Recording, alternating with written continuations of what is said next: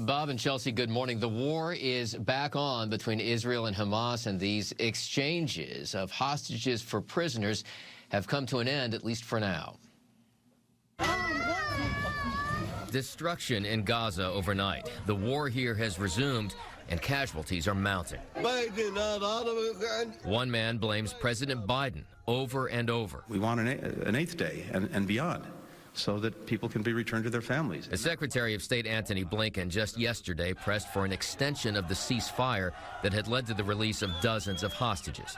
At the same time, though, he condemned a deadly Hamas terror attack in Jerusalem outside of a bus stop. And Israeli Prime Minister Benjamin Netanyahu did not mince words. I told him, we swore and I swore to eliminate Hamas. Nothing will stop us. Negotiations may continue, but most of the hostages that remain are men, some of them Israeli soldiers, and Hamas is likely to try to extract a much higher price for their release.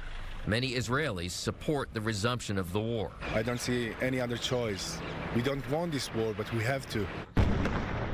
With smoke rising over Gaza now, Israel will once again try to pressure Hamas, with the Biden administration calling for guardrails. It's imperative that Israel act in accordance with international humanitarian law and the laws of war, even when confronting a terrorist group that respects neither.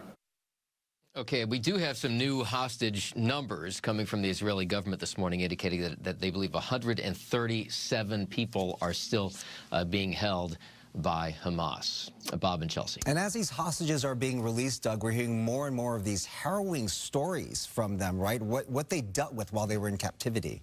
That's right, and you know, so many different stories because they were held in just such varying circumstances, sometimes not necessarily even held by Hamas for a time.